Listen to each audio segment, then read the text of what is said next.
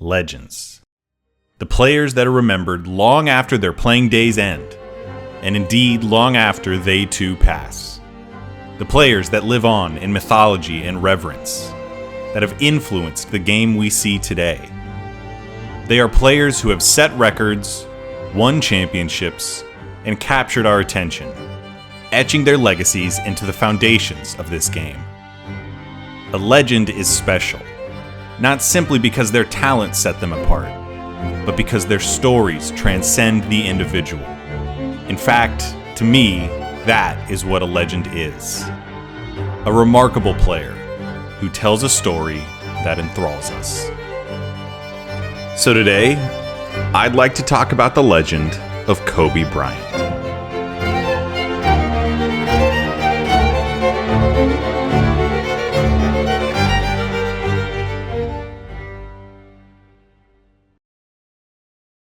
The Black Mamba, Kobe Bean Bryant.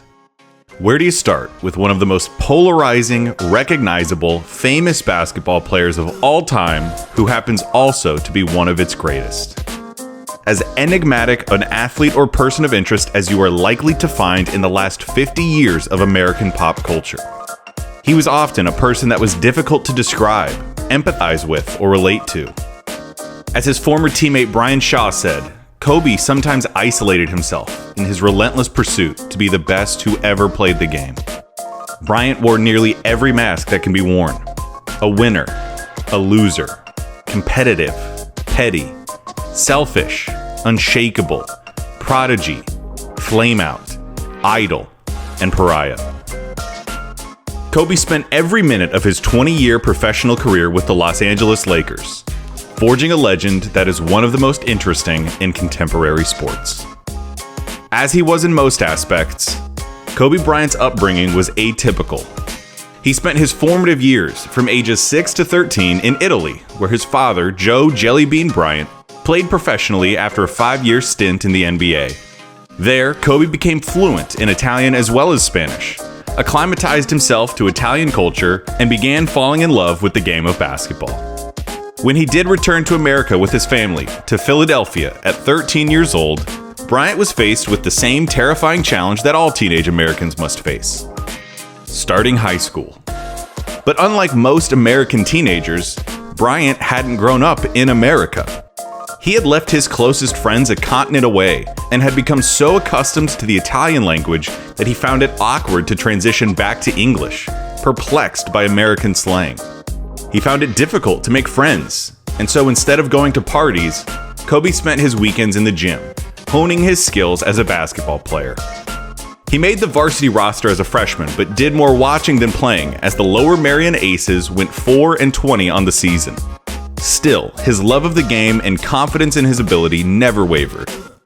He had the temperament of an obsessive, and in the face of the haunting loneliness of pubescent isolation, Kobe Bryant, like millions of other kids just like him, found solace in an empty gym watching leather go through nylon. When he returned for his sophomore season, Kobe Bryant was ready. That freshman team had gone 4-20. Over the next 3 years, Kobe led the Aces to a 77-13 record. By his senior year, Kobe Bryant was the #1 high school prospect in the nation. He took home a trove of National Player of the Year awards after passing Wilt Chamberlain to become Philadelphia's all-time high school leading scorer and leading the Aces to their first state championship in over 50 years. Unlike other high school standouts from years prior, though, Kobe's senior year was not marked by a burning curiosity as to where he would go to college. The basketball world wondered if he would go to college. The year prior, in the 1995 NBA draft, Kevin Garnett had declared his intention to forego college and make himself eligible to be drafted directly out of high school. And with the 5th overall pick, the Minnesota Timberwolves made Kevin Garnett the first basketball player in 20 years to be drafted right out of high school. The decision opened the floodgates. Obviously, as the top prospect in the nation, virtually every college in the country was vying for Bryant's commitment. But all of a sudden, there was the possibility that this 17-year-old kid could just say, "Forget it. I'm ready. This is my time. I'm going pro." At a press conference in 1996, wearing some painfully 90s sunglasses atop his bald head, the Phenom did just that. No, I have decided to skip college and take my talent to the NBA. In the 1996 NBA draft, the Los Angeles Lakers were looking to free up cap space in order to land the most physically dominant player basketball had seen since Wilt Chamberlain, one Shaquille O'Neal.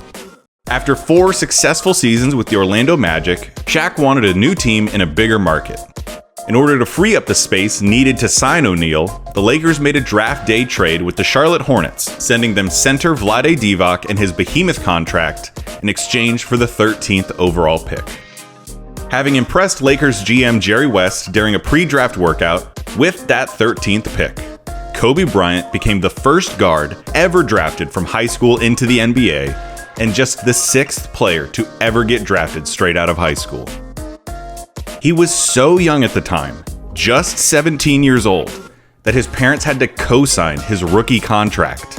About 3 weeks later, on July 18, 1996, the Lakers signed Shaquille O'Neal, now possessing everything they would need to create what would be one of the defining basketball dynasties of the 21st century.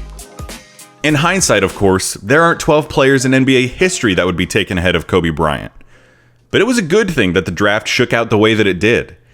Kobe landed on the right team without the expectations to immediately make an impact that a number 1 pick would carry. He impressed in the Summer League, and when he debuted in the NBA on November 2nd, 1996, he was the 2nd youngest NBA player in history, at just 18 years and 72 days old. Throughout that first year, Kobe acclimated to the professional ranks and the culture and pressure that surrounds a team with championship aspirations. He came off of the bench for most of the year, spending most of his time dazzling crowds with his athleticism, even winning that year's dunk contest. Despite his growing popularity as a rising star on the most famous franchise in professional basketball, though, he was kept on a pretty short leash that first season, averaging just 15 minutes a game and earning a spot on the league's all-rookie second team. He had held his own, and had proven wrong everyone who had doubted his ability to produce and compete in the NBA straight out of high school. But for the most part, in the big picture, Bryant's rookie season was kind of unremarkable. At least it was, until the very last game of the Lakers season. In the playoffs, the Lakers met the Utah Jazz in the second round. After 4 games, the Jazz had the Lakers on the ropes with a 3-1 series lead. In Game 5, a do-or-die game for the Lakers, in Utah, LA found themselves shorthanded after Byron Scott missed the game with an injury, Robert Horry was ejected for fighting, and Shaquille O'Neal fouled out in the 4th quarter. Without their best player, in a win-or-go-home scenario in an increasingly close game, 18-year-old rookie Kobe Bryant put on his cape. Or at least, he tried to. He scored a team-high 9 points in the 4th, setting up a potential game-winning shot that he airballed.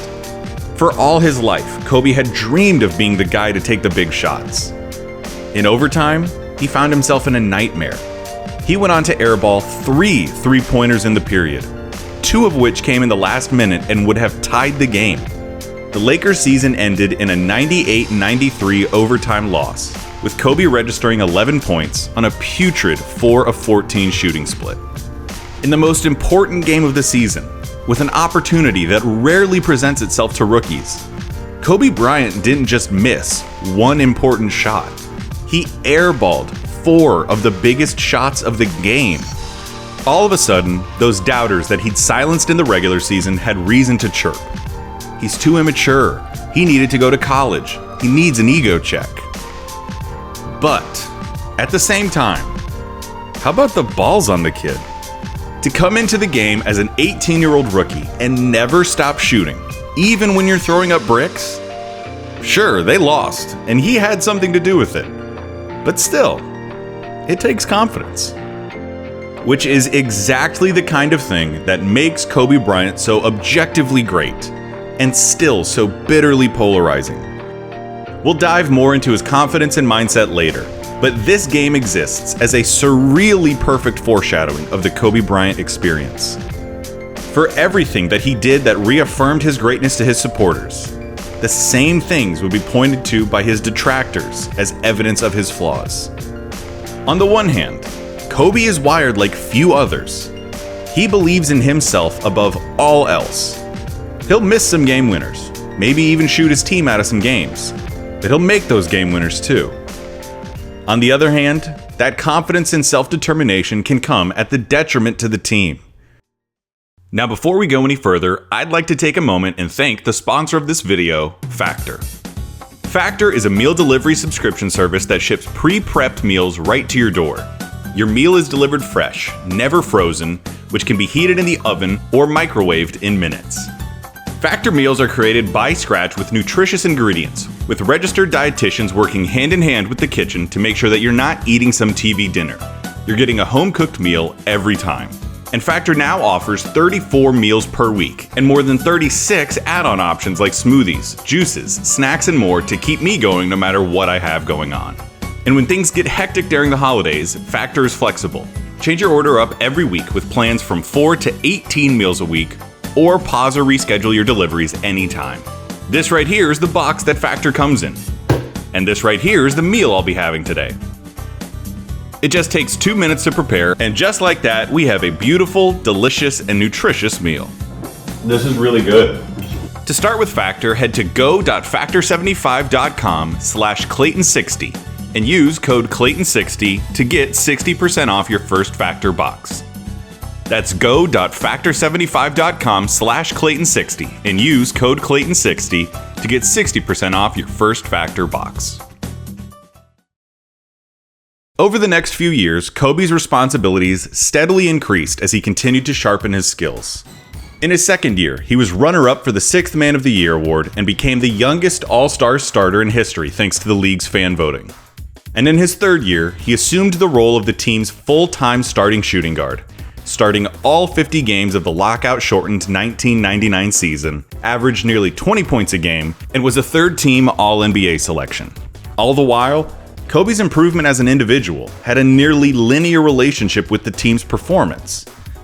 Of course, at this time, Shaquille O'Neal was still the best player on the Lakers, and arguably the best player in the sport. But Kobe had quickly become one of the premier perimeter players in the world, giving the Lakers a 1-2 center guard combo that hadn't been seen since the days of Kareem and Magic Johnson. Finally, before the 1999-2000 NBA season, the final piece fell into place. The Lakers employed the talents of the man who would retire with more championship rings than any other coach in major North American sports. The Zen Master, Phil Jackson. As his nickname implies, Jackson believed in a mindful, inclusive, holistic style of coaching, minimizing egos, encouraging cooperation, and often employing unorthodox methods to promote team synergy. The same principles he had used to guide Michael Jordan and the Chicago Bulls to 6 championships in 8 years. Armed with the best center in the league, one of the brightest new stars in the sport, and one of the most prolific coaches in NBA history, the new-look Lakers ripped off a 3-year stretch that stands among the best a basketball team has ever enjoyed. The Lakers three-peated, winning the 2000, 2001, and 2002 championships, and it's important to point out again that those 3 championship teams belonged to Shaq. They were his teams, and he was the Finals MVP in each championship series. I say that because I know that this is Kobe's story, and it wouldn't be right to frame those titles as just his. But that's not to say that he didn't leave his mark on each championship, or that he wasn't vital to their success. Their first championship was perhaps their hardest. In the finals, Shaq was unstoppable. But true to form, Kobe made a mark in a truly memorable way. He had injured his ankle in Game 2, which had forced him to miss the rest of that game and all of Game 3. He returned in Game 4, tentatively easing himself into the action with a slow 6-point first half. But as the game progressed, an opportunity presented itself. In an exceptionally close game throughout, he began heating up in the second half, keeping pace and finding his rhythm as the game came down to the wire and went into overtime. And there, in OT, after Shaq fouled out, Kobe Bryant put on the cape. Remember, this was a pivotal Game 4. Win and the Lakers go up 3-1. Lose and the finals would be tied at 2-2. Without the best player in the league, Bryant submitted a heroic performance, nailing 4 of his 5 shots in the overtime period, with none more important than a tip-in off a missed shot with just 15 seconds remaining, giving the Lakers a 3-point lead. In total, Kobe scored 22 of his 28 points in the second half and overtime. He had come through on the biggest stage, had proven that he was the guy with the guts to take big shots and the talent to make them. A far cry from airballs in Utah. After the game and the subsequent championship, a comparison that had once sounded outlandish no longer seemed so far-fetched. That comparison, of course, is of Kobe Bryant and Michael Jordan. It had started years earlier, almost from the moment that Bryant stepped onto an NBA court for the very first time. Remember, Bryant became the Lakers' starting shooting guard the year after Jordan retired from the Bulls. Without the most popular basketball player ever, fans and journalists searched for the player that would fill that gargantuan power vacuum. For years, the title of the next Jordan would be applied to dozens of young players. Players like Grant Hill, Allen Iverson, LeBron James, Vince Carter, Ray Allen, and Jerry Stackhouse all, at one point or another, had their talents, tendencies, and attitudes compared to number 23. All to varying degrees of accuracy and success. But none of them captured the real essence of Michael Jordan the way that Kobe Bryant did. Sure, they played the same position and were roughly the same height and build, but their similarities go far beyond their physical traits. The two shared a quality that few, if any, players have been able to emulate in the 20-plus years since the GOAT retired. Their drive. Michael Jordan was a famously competitive individual who was never outworked, who never lost a contest of who wants it more. He was willing to do anything to win, and believed that only by applying the highest standard of excellence to himself and his teammates was it possible to achieve his goals. Could that sound any more like Kobe Bryant? Kobe's confidence, even from his rookie year in the league, was rooted in the fact that he had spent the time and done the work that no one else had. He was addicted to studying film, experimenting with, tweaking, and adopting new moves. He loved basketball as much as nearly anything else in his life, and tirelessly dedicated himself to becoming the best player that he could possibly be. Nearly every person whose career path intersected his has a Kobe Bryant working out like a crazy person story. And I haven't even mentioned the fact that Kobe Bryant had an array of talents and moves that looked eerily similar to Mike's. One of Kobe's first loves was the pull-up jumper, a move that gave him mastery of the mid-range, going back to his high school days. In those younger years, he had world-class athleticism, a lightning-quick first step, and delivered some of the famous dunks and posters to ever be printed. His jab step was absolutely lethal, and he developed moves and combinations in conjunction with it that always kept the defense guessing. He was a defensive pest as a youth and was a perennial defensive team selection.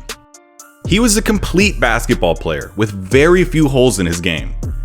And maybe most importantly, Kobe had a supernatural gift of locking into and channeling the moment, never allowing himself to be too far removed from it.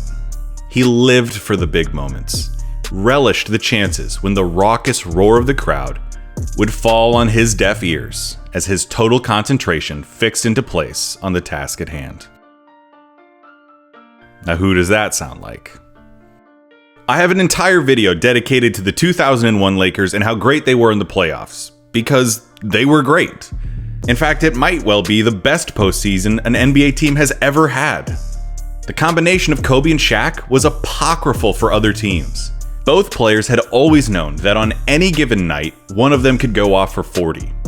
But the power of that team came from the realization that when one got hot, it wasn't an invitation for the other to take the back seat.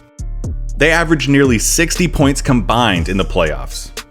They went 15-1 through the playoffs, as close to a clean sweep as any team has ever gotten. They faced stiff competition, becoming just the second team in history to defeat 4 straight 50-win teams, and posted the highest net rating of any playoff team ever. And unlike the previous year, Kobe's contributions in the finals were almost just as impressive as his gargantuan teammates. His numbers reflected his newfound stature in the league as perhaps the sport's best all-around player, and the totality of his contributions just might be the best that a sidekick has ever produced in basketball history. And for the 2002 championship, Kobe played the role of assassin.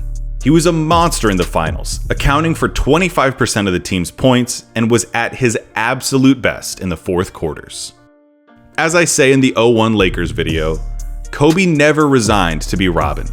Instead, he was the Batman to Shaq's Superman. I mean, even in 03, when the Lakers had an underwhelming regular season and saw their title run end at the hand of the Spurs in the second round, Kobe emerged as a legit MVP candidate. It was the year he arrived as an authentic every-night scorer and saw him begin to post the outlandish numbers that we would come to expect from him. He set the NBA record for most threes in a game against Seattle. He had a 9-game stretch of 40 or more points. He averaged 40 points a game for the entire month of February and finished the season third in MVP voting. There's a reason it's so rare to three-peat. There's a reason that there's only one instance of a team winning 4 or more championships in a row. It's fucking hard. You're playing every game of basketball possible, from September or October until June, year after year, getting every team's best shot at you. Not to mention the attention and pressure that comes with being such a talented team, combined with the fact that if you are a team that is good enough to win so many championships, odds are you have some egos and some characters in the locker room. Those Lakers did something that has not been done in the nearly 2 decades since. Was it Shaq's team? Yes. Would those Lakers have won 3 championships without Kobe Bean Bryant? No chance. And speaking of egos, I've yet to mention the facet of those Lakers that is nearly as memorable as their talent. The power struggle between Shaq and Kobe. It is a famous beef, and the genesis of the beef, as far as I can tell, goes back to the 01 Lakers, when Shaq came into camp out of shape after just having had his best season ever, while Kobe grinded away in the gym all summer. Kobe wanted Shaq to work as hard as he did, and Shaq wanted Kobe to back off and respect the fact that the Lakers belonged to him. Of course, then you get snide attacks through the media, offhand comments that wound up in tabloids, and a general air of hostility and discomfort plaguing the team to different degrees at different times. Every time they were winning, things were simpatico. But when they lost, fingers got pointed, and everyone had an opinion on who was right, who was wrong, and whose team it should be. It was a Shakespearean conflict. These guys were so talented, and their styles complemented each other so well, but they were wired so differently. At the same time, they were both wired the same in the respect that they were both alpha dogs, which, of course, only caused more friction. And that was their relationship for most of their time together. Begrudging allies who doubled as a world-conquering duo. So after the three-peat, and after they finally fell off the mountain in 03, the question that needed answering was, can these two continue to coexist? Because the only way it seemed worth it for them is because they knew they were great together, and because they were winning championships. But before that question could be answered, before the 2003-2004 NBA season, Kobe Bryant was arrested in Colorado in connection with a sexual assault investigation. The charges were later dropped after the accuser refused to testify, and a civil suit was later settled out of court. Throughout the process, Kobe maintained his innocence and claimed that the relationship had been consensual. I have no interest in telling you what I think, nor am I here to grandstand and lecture you on what you should think, how you should regard Kobe's legacy, or anything like that. Whether the accusations were true or not, Kobe did afterwards become a more vocal advocate for women in women's sports, especially as he became a father to 4 daughters. Think what you want about it. This video is not about this incident, and I do not have a conclusion you should take away. But it would be wildly irresponsible to talk about the legend of Kobe Bryant and not spend at least some time talking about the facts of an incredibly serious accusation that sullied his reputation and remains, in the most conservative language possible, a controversial point of contention. So, with all of that having been said, the 2004 Lakers season was a mess. Because they were the team at the time, they'd attracted players who were desperate to win a championship and escape the curse of eternal ringlessness, leading Karl Malone and Gary Payton to don the purple and gold. Kobe was missing games due to court appearances, and Shaq missed 15 games due to injury, while the arrest, the super team roster, and the escalating feud between superstars cast a pall over the entire endeavor. And the feud was at an all-time high. Before the season, Kobe had criticized Shaq in an ESPN interview, questioning his leadership and willingness to sacrifice. As the season progressed, this bitter resentment seemed to grow into what seemed like real hatred for one another. But of course, they found themselves in the finals yet again. Because they were the best 1-2 punch ever. And because this time they got a little lucky. In those 2004 finals, the Lakers, with an absolutely star-studded roster of Hall of Famers and all-time role players, squared up against a Detroit Pistons team that were 6-1 underdogs. The Pistons were a team of misfit toys, players that did not fit the mold of superstars, that had nonetheless come together, playing with the type of unity and selflessness that belong in a Disney movie. Only Ben Wallace was an All-NBA selection, and he was a second-teamer at that. A lot of people lost a lot of money when the Detroit Pistons won the 2004 NBA championship. And make no mistake, the Pistons didn't just get lucky, they smoked the Lakers in 5 games. It's one of the great upsets of all time, right up there with the 2011 Mavs and the 77 Blazers. As time has gone on, the 04 Lakers have become something of a parable, something that warns against the dangers of ego, selfishness, divisiveness, a lack of chemistry, and star power thoughtlessly tossed together. In the following days, the Shaq and Kobe dynasty fell to bits. The castle had crumbled, and there was no putting it back together. Shaq had finally had enough and demanded a trade, landing on the Miami Heat. Gary Payton was traded to the Celtics. Karl Malone never played again. Point guard Derek Fisher left for the Golden State Warriors. And Phil Jackson retired after allegedly telling Lakers brass that he would not return if Kobe was still on the roster. Which just left Kobe. At this point, he may well have been the most reviled athlete in America. He had run Shaq, the best player on their 3 championship teams, out of town, driven the great Phil Jackson into retirement, and was still being accused of a heinous crime. And the cherry on top, not that there really needed to be one, was the fact that Kobe Bryant played horrifically in the finals. He'd put up 22 points a night, but on just 38% shooting from the field, 17% from 3, and with over 3.5 turnovers per game. He'd finally gotten what he'd always wanted. He was the alpha dog, the leader of the team, but only because he was the last man standing. And that's kind of what he evolved into. A cowboy, a gunslinger, the last man standing. He dropped a lot of his commercially appropriate image and just said fuck it. He had no one left but the person he trusted the most in the world. Himself.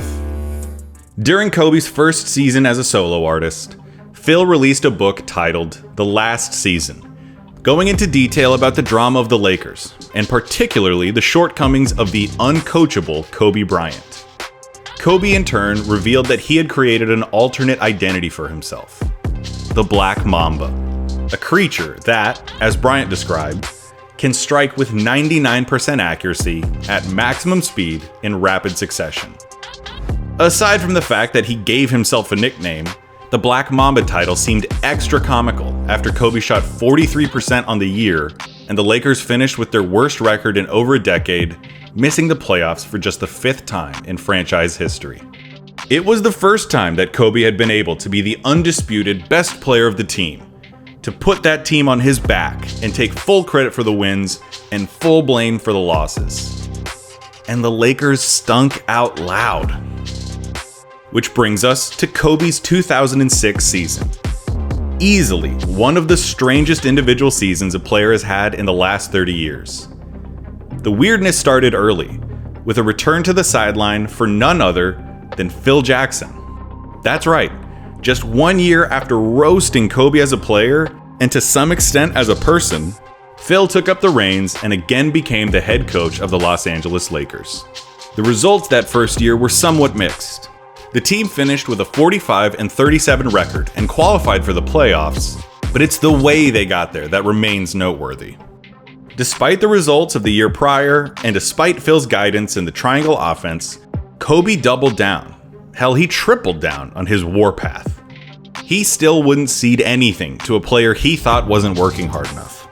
After all, why give the ball to someone who isn't as good and who doesn't work as hard? Kobe bet on himself and became a one-man army the likes of which had not been seen since the early days of Michael Jordan. I'm talking 35 points per game for the entire season, becoming just the 5th player to ever top 35 a night. I'm talking about a scoring average of 43.4 points for the entire month of January, the highest ever for a player that isn't Wilt Chamberlain. That season saw the legions of Kobe Bryant fans start to say to the world, "Look at this. This is our guy. He gives it all every night and he does everything. He works his ass off, believes in himself over everything, and is unafraid of anything." Meanwhile, the rest of the basketball world entrenched itself into a totally different camp. They took up the banner that said that Kobe Bryant was a narcissistic ball hog who froze out his teammates and lacked the awareness or selflessness to include his teammates in all the ways that are necessary for winning. Nothing provided ammo for those two camps like his 2 most famous performances of the year, perhaps 2 of the most famous performances of his career. In the first, Kobe Bryant scored 62 points in just the first 3 quarters against the Dallas Mavericks. As a team through 3 quarters, the Mavs had scored 61 points. Yeah, Kobe had outscored the entire Mavs team by himself. Insane. And then, just a few weeks later, the Black Mamba submitted the second greatest scoring effort in NBA history. On January 22nd, 2006, in a home game against the Toronto Raptors, Kobe Bryant scored 81 points. And make no mistake, this was not something that he did just for his ego or just to set a record. The Lakers needed it from him. After a somehow pedestrian 26-point first half from Bryant, the Raptors still held a 14-point halftime lead. In the second half, through sheer will, focus, and talent, Kobe kept the Lakers in the game, nailing shot after shot after shot until they took the lead and eventually walked out of the building with a win. But of course, his detractors will point out the fact that he finished the night with just 2 assists. That was the kind of year Kobe Bryant had. He finished 4th in MVP voting, but had the 2nd most first place votes. It was the first year where you either loved Kobe Bryant or you hated Kobe Bryant, with no in between. And the weirdest thing of that season still hadn't even happened. In the first round of the playoffs, the Lakers matched up against the Phoenix Suns and the winner of the MVP award, Steve Nash. The Lakers took a 3-1 lead through the first 4 games of the series, with Kobe emphatically sealing a Game 4 win with not 1, but 2 all-time clutch plays. And then, the Lakers blew it. The series went down to a 7th game, where Kobe had the most perplexing game of his career. A productive 23-point first half, followed by a 1-point second half. Kobe Bryant took just 3 shots in the second half of the most important game of the season, in the midst of one of the great individual seasons ever. The same Kobe Bryant that scored 81 points in a game, checked out and refused to shoot for whatever reason, in what ended up being a 31-point loss. He was called stupid and selfish by none other than the Los Angeles Times. And just to pour salt in the wound, do you know who won the championship in 2006? The Miami Heat, led by a thrilling young shooting guard named Dwayne Wade and his partner in crime, Shaquille O'Neal. It does not get weirder than that. After the season, Bryant decided to make a change. Whether it was to rehab his public image, to signal a change in personality, or just because he wanted to, Kobe Bryant changed his number before the 2006-2007 season from 8 to 24. For all the things that he had done wearing number 8. The three-peat, the drama, the scoring records, everything. It was the things he did wearing number 24 that cement Kobe Bryant as a legend.